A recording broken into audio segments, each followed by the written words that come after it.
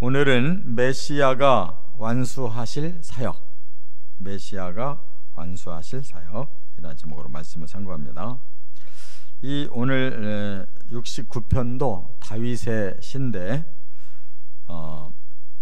여기 1절부터 36절이 다 이 고난에 대한 말씀이고, 또 그 고난 속에서 이제 우리 인류의 죄를 사하시는 그 메시아의 대속 사역이다 하는 것을 밝히고 있어요.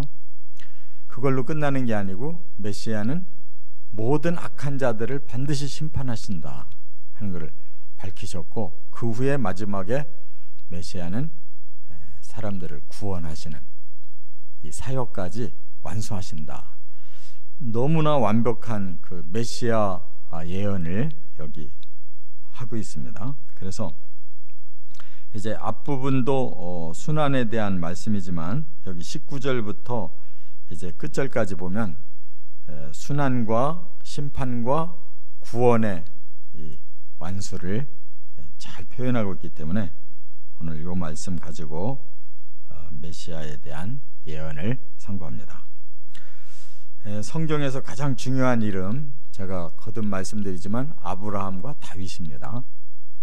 아브라함부터 바로 이 구원의 계획을 구체적으로 하나님이 주셔서 그로 하여금 그의 씨가 천하 만민이 복을 받게 하겠다 하시고, 그 아브라함의 자손 중에 선민을 한 민족을 만들어서 그 구원의 원리를 그 민족에게 다 보여주고 계시는 거예요. 그런데 역시 그 이스라엘도 실패를 합니다. 그러니까 하나님께서 이제는 구원자를 보내서 이스라엘뿐만 아니라 이방인에게까지도 이 구원을 넓혀서 반드시 이루어 주시겠다라고 약속을 했어요. 그것이 예레미야 31장의 새 언약입니다. 그리고 예수님이 오셔서 그 새 언약대로 다 실천하셔서 사람들의 죄값을 대속하고 또 모든 악한 자들을 심판하고, 그리고 모든 구원받은 영혼들을 이제 부활시켜서 영원한 천국으로 들이신다. 이것이 복음이에요. 오늘 그 일을 어떻게 메시아가 이루어낼 것인가 하는 것을 말씀했는데, 바로 다윗을 통해서 그 언약을 이렇게 구체적으로 이루어 주실 메시아가 온다는 것을 말씀하니까, 바로 아브라함과 다윗과 예수 그리스도, 이렇게 구원이 이루어지는 것입니다. 첫째, 19절부터 21절에 보면 메시아의 순환 사역을 여기 예언하고 있는 거예요. 19절에 보면 이렇게 말씀했어요. 주께서 나의 비방과 수치와 능욕을 아시나이다. 나의 대적자들이 다 주님 앞에 있나이다. 그런데 이것이 바로 메시아의 고백이에요. 메시아가 나의 비방과 수치와 능욕을 하나님 아시지 않습니까? 바로 그들이 대적자들이고 하나님 앞에서 서 있는 자들입니다.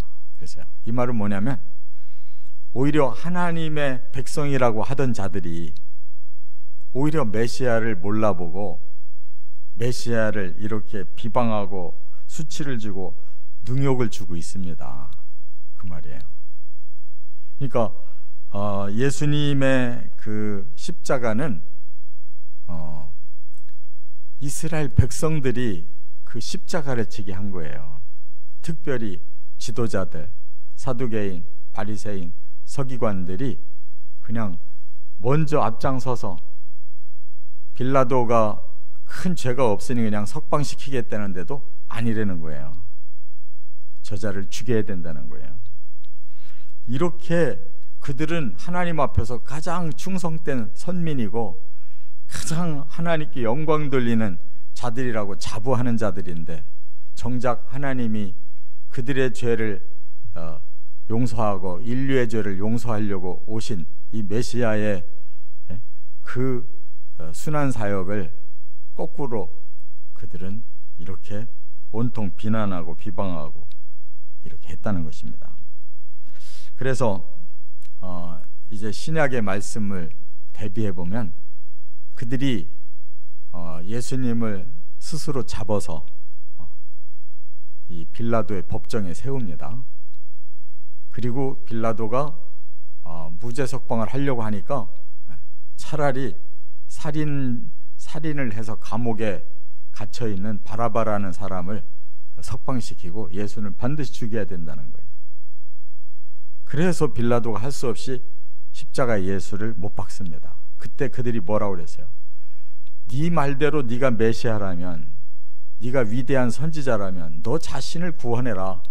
너는 꼼짝도 못하고 십자가에 죽으면서 무슨 메시아가 될 수가 있느냐, 이렇게 비난을 해요. 그런데 이들은 너무 무지해서 메시아는 왕으로 나타나서 막 세계를 다 통합시켜서 이스라엘을 높여줄 메시아로 생각한 거예요. 그렇기 때문에 예수님이 힘없이 십자가에 못 박혀서 꼼짝도 못하고 죽어가는 걸 보고 이렇게 비난했다, 그 말이에요. 그러나 그것이 바로 메시아가 해야 할 사역이에요. 대신 순환을 당해서 그들의 죄값을 용서해 줄 수 있는 이러한 희생의 십자가를 지신 거예요. 그래서 여기 21절에 이런 말씀이 나오잖아요. 그들이 쓸개를 나의 음식물로 주며 목마를 때에는 초를 마시게 하였사오니. 이 말씀이 십자가상에서 그대로 성취되잖아요. 마태복음 27장에 보면 쓸개 탄 포도주를 예수님에게 마시게 했다, 이런 구절이 나온단 말이에요. 또 그 뒤에 보면 48절에도 신 포도주를 해용에 묻혀서 예수님의 입에 갖다 댔었다. 똑같이 이 말씀이 그대로 성취되고 있는 거예요. 그러니까 이게 메시아의 순한 예언이다, 그 말이에요. 이와 같이 하나님은 인류를 구원하려고 그 죄값을 대신 치를 자, 죄 없으신 바로 하나님이 죄 없는 사람으로 오셔서 사람이 직접 십자가에 그 형을 받음으로 하나님이 죄값을 대신 치르는 이 놀라운 구원의 원리, 이건 이 세상의 그 어떤 종교에도 어떤 책에도 없는 유일한 하나님의 구원 방법이라는 거 깨달으시기 바랍니다. 두 번째, 22절부터 28절에는 메시아의 심판 사역을 말씀했어요. 메시아는 이렇게 인류의 죄값을 대신 치고 죽으셨기 때문에 유일하게 인류를 구원하실 수가 있는데, 이 인류를 죄짓게 한 그 악의 근원을 끊어야 사람들을 구원하기 때문에 악을 제거하는 심판을 하시는 거예요. 하나님이 무조건 사람들을 무섭게 하려고 하는 게 아니에요. 구원을 시키려니까 끝까지 악한 자를 그대로 놓고는 구원이 안 돼요. 그래서 그 악을 완전히 제거하는 심판을 하셔야만 된다, 그 말이에요. 그래서 여기 보니까 22절에 이렇게 말씀했어요. 그들의 밥상이 올모가 되게 하시며 그들의 평안이 덫이 되게 하소서. 그들의 눈이 어두워 보지 못하게 하시며 그들의 허리가 항상 떨리게 하소서. 이 말은 어떻게 보면 보복같이 느껴지잖아요. 보복이 아니에요. 그들은 본래 이렇게 악한 사탄에게 속아서 계속 이 사탄 짓을 하는, 의도적으로 하나님을 배반한 자들을 심판해 달라는 그런 말씀이에요. 이게 바로 이스라엘에게 내리신 심판이에요. 메시아를 거부하고 하나님의 구원 계획을 방해한 자들의 이 벌이에요.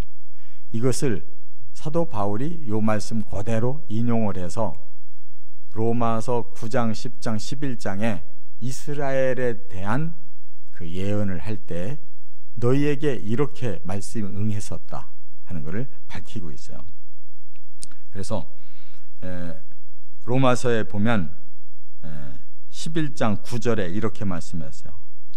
사도 바울이 또 다윗이 이르되 그들의 밥상이 올무와 덫과 거치는 것과 보응이 되게 하시옵고 그들의 눈은 흐려 보지 못하고 그들의 등은 항상 굽게 하옵소서 하였느니라. 이 말씀을 그대로 사도 바울이 인용을 해요. 이스라엘을 얘기하면서 왜 그랬는지 아느냐? 바로 너희들이 메시아를 거부하고 하나님의 구원 사역을 방해한 죄값이었다. 그래서 이스라엘은 바로 하나님 앞에 버림을 받아요. 그러나 바울은 그것으로 끝나지 않고 더 멀리 내다봐요. 그러나 하나님이 주신 언약 백성은 멸망하는 것이 아니다. 반드시 그 언약을 지켜주신다. 그 당시의 백성은 망했지만 언약을 받은 그 후손까지 멸하는 게 아니다. 그래서 그 뒤에 11절에 이렇게 말씀했어요. 그러므로 내가 말하노니 그들이 넘어지기까지 실족하였느냐? 그럴 수 없느니라. 넘어지기까지라는 말은 완전히 망했느냐? 망하지는 않았다. 그들에게 징계가 온 거다. 그리고 이제 미래의 이스라엘 자손들이 그 언약을 다시 이룰 날이 온다 그랬어요. 그래서 12절에 그들의 넘어짐이 세상의 풍성함이 되며 그들의 실패가 이방인의 풍성함이 되거든. 그들이 일시 넘어졌기 때문에 그 복음 언약은 이방인에게로 넘어가서 이방인들이 구원받았다 그 말이에요. 그러나 마지막에 다시 그들에게 기회가 주어진다는 거예요. 그래서 하물며 그들의 충만함이리요. 그들이 만일 예수께 돌아온다면 그들은 얼마나 더 큰 충만한 은혜를 받겠느냐. 이렇게 사도 바울은 이스라엘의 아브라함과 다윗과 또 예수 그리스도를 보내신 그 언약받은 이스라엘을 결코 버리지 아니하시고 마지막에 다시 구원의 기회를 주신다는 거예요. 이처럼 메시아의 심판은 정확합니다. 그래서 이스라엘이 바로 서기 70년에 로마에게 완전히 멸망을 당해서 1876년 동안 떠돌았지만 다시 돌아오고 있잖아요. 그것은 이 바울이 예언한 이 말씀이 마지막 성취되기 위해 돌아온 거예요. 그러니까 끝 시대가 다 된 것입니다. 그래서 이제 예수님은 다시 오실 때 그때 마지막 악한 자들을 심판하시는데 여기 본문에 28장에 보면 뭐라고 그랬어요? 그들을 생명책에서 지우사 의인들과 함께 기록되지 말게 하소서. 드디어 인류의 종말이 올 때 예수님이 오셔서 심판하실 때에는 책을 놓고 심판하신다는 거예요. 계시록 그렇게 말씀했죠. 계시록 20장 12절에 보면 심판의 권세를 가진 메시아 그리스도가 책들과 또 다른 책, 즉 생명책을 가지고 계셨다 그랬어요. 그 책들에는 바로 악한 자들의 그 명단이 들어있고 책에는 생명책이기 때문에 구원받을 성도의 명단이 들어있다 그랬어요. 그러고 계시록 20장 15절에 이렇게 말씀했어요. 누구든지 생명책에 기록되지 못한 자는 불못에 던져지리라. 생명책에 기록되어 예수님께 구원이 완료되는 거고 그 책들에 기록된 자는 누구든지 생명책에 기록되지 못했기 때문에 불못에 들어간다. 이렇게 인류의 마지막 심판을 예고했는데 바로 여기 그 시편 69편 28절에 이미 생명책에 계시가 되어 있는 거예요. 할렐루야. 이렇게 하나님은 정확하게 성경 전체에 하나님의 계획을 다 발표하셨어요. 생명책이 뭐 신약 계시록에만 나오는 게 아니란 말이에요. 이미 구약에 이미 나오고 있어요. 그래서 우리는 바로 이 생명책에 기록될 수 있도록 예수 그리스도가 우리의 죄값을 치르시고 믿는 자마다 예수님은 그들을 하나님의 구원받은 백성으로 언약을 주시는 거예요. 그게 새 언약이라는 거예요. 우리는 예수님으로 말미암아 새 언약을 받은 천국 시민이 된 줄 믿습니다. 세 번째, 29절부터 36절 메시아의 구원 사역, 이것이 이제 최후에 이루실 사역인데, 여기 35절에 뭐라고 그랬어요? 하나님이 시온을 구원하시고 유다 성읍들을 건설하시니 무리가 거기에 살며 소유를 삼으리로다. 시온을 건설하신다 그랬죠. 이 말씀도 구약에서 이 다윗 시대부터 면면이 그 선지자 시대에 흐르고 있는 단어가 시온을 건설하신다는 거예요. 그게 하나님 나라 완성을 말씀하는 이 표현이에요. 시온이 말하자면 비밀의 단어예요. 시온이 천국을 말하는 거예요. 거기에 건설하시고 유다 백성, 이 누구예요? 바로 하나님이 구원 언약을 주신 그 언약의 백성을 말하는 거예요. 유다 지파에서 바로 그 구원자가 온다는 거예요. 그렇기 때문에 그 메시아의 백성들이 바로 그 성읍에 살 거다. 시온 성읍에 살 거다. 그게 천국이란 말이에요. 그리고 그 뒤에 이 36절에는 뭐라고 그랬어요? 그의 종들의 후손이 또한 이를 상속하고 그 이름을 사랑하는 자가 그 중에 살리로다 그랬는데, 그의 종들의 후손이라는 게 뭘 말하냐면 하나님을 위한 종들, 그 종들의 영적 후손들이 바로 그곳에서 이것을 상속할 거다. 천국을 상속할 거다. 그리고 그의 이름, 하나님의 이름을 사랑하는 자들이 그 성중에서 함께 살고 있을 것이다. 이렇게 말씀한 거예요. 그러니까 예수님께서 12 제자를 삼으시고 그때부터 너희에게 내가 권한을 준다. 너희가 전하는 그 복음을 온 세상에 전하면 바로 그들이 이제 하나님의 백성이 되는 것이다 라고 언약하셨잖아요. 그 종들의 후손, 바로 우리가 그 제자들의 그 또 말을 통해 제자된 우리가 바로 하나님 나라의 백성이고, 그 하나님을 사랑하기 때문에 그 나라에 들어가 산다는 거예요. 이렇게 구체적으로 말씀했는데 예수님이 요한복음 14장에서 뭐라고 그랬어요? 내가 너희 처소를 예비하러 간다. 지금 천국을 준비하고 계시는 거예요. 예비되면 내가 와서 너희를 데리고 그곳에서 함께 있을 것이다 그랬잖아요. 그러니까 반드시 예수님 오셔야 되는 거예요. 우리를 데리러 오셔야 되는 거예요. 심판은 과정이고 우리를 데리러 오시는 게 목적이에요. 왜?